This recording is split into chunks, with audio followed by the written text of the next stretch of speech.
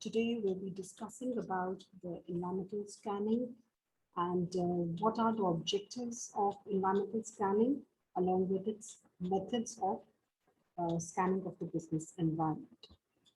So to give an overview about what environmental scanning is all about, it's the process by which organizations, they monitor the relevant environment to identify opportunities available and the threats affecting their business.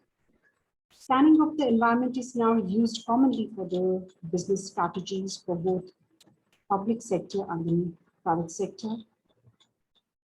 It helps the organizations to outline the plan for their workplace in accordance with quick changes in the environment, which keeping into consideration the future vision of the personnel in the mindset.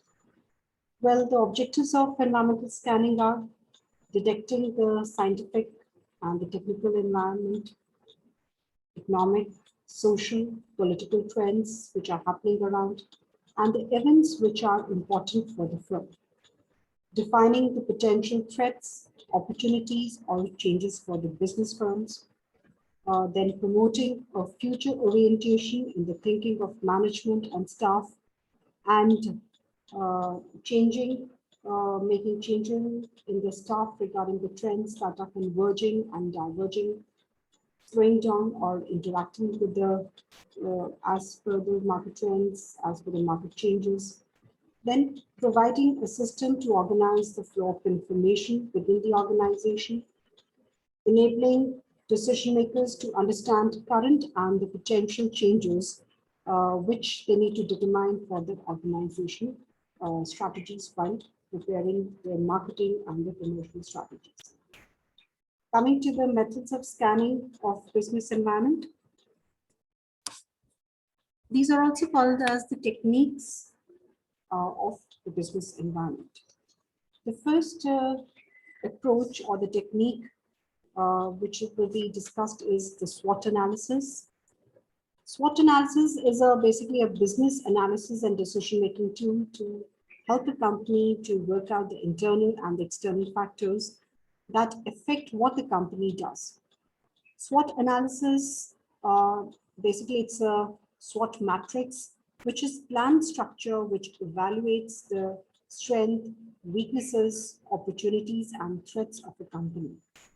It specifies the internal and external factors that are favorable and unfavorable for the achievement of the main objective of the business in which the business is revolving around.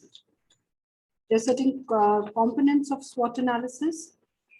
The first is the strengths, which include the abilities and the potential of the organization to deal with the situations. These are basically the benefits over the others. A company must try to build on its strengths. It's very essential. Secondly, are the weaknesses.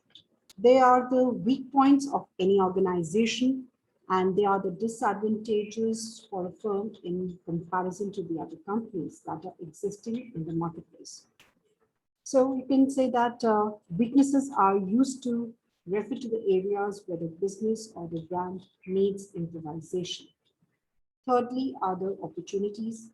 These refer to those avenues in the environment that surrounds the business on which it can capitalize to increase its returns.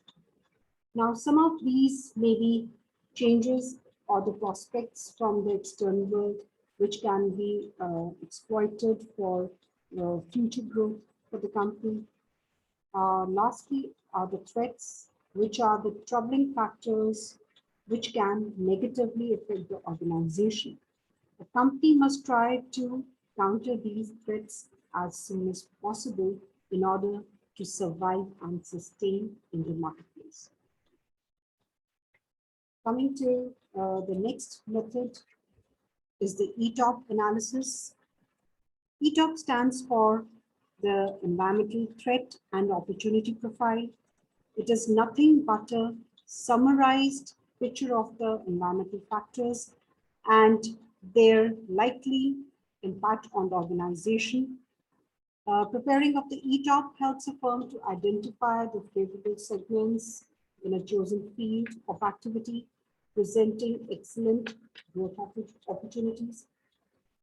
ETOP is generally prepared in the following manner: by, first of all, listing of the environmental factors, which involves the listing of different aspects of the relevant environmental factors. For example, economic environment may be divided into rate of economic growth, national income, then savings, investments, rate of inflation, capital market reforms, monetary, fiscal policy, etc.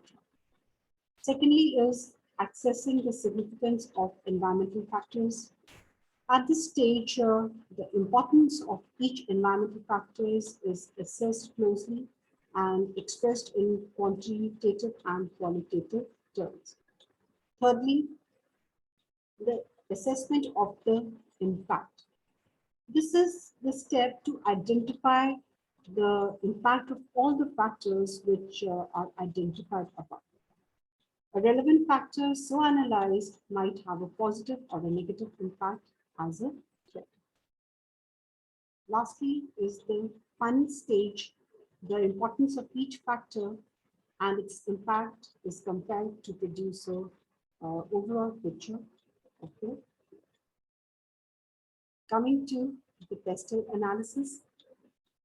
PESTEL, it stands for political, economic, social, technical factors, legal and environmental factors. All these factors, they depend on one another and keeping change with the passage of time. This technique is very helpful in strategic planning of the business. Well, there are certain diverse factors covered in the PESTEL analysis, which can be explained as one is political factor, which deals with the political matters affecting the business. The stable political environment is very essential for the success of the business. Secondly, are the economic factors. It deals with the economic development at national and international level. It has a straight impact on dealer and purchaser market, the gross domestic product, inflation rate, rate of interest, etc. are the main determinants of economic factors. Next comes the social factors, which are the social issues concerning the principles, standards, opinions, and the ethnicity of the market. Then the success of the business, because the companies, they have to adapt to the changes of the participants and formulate their business strategies accordingly.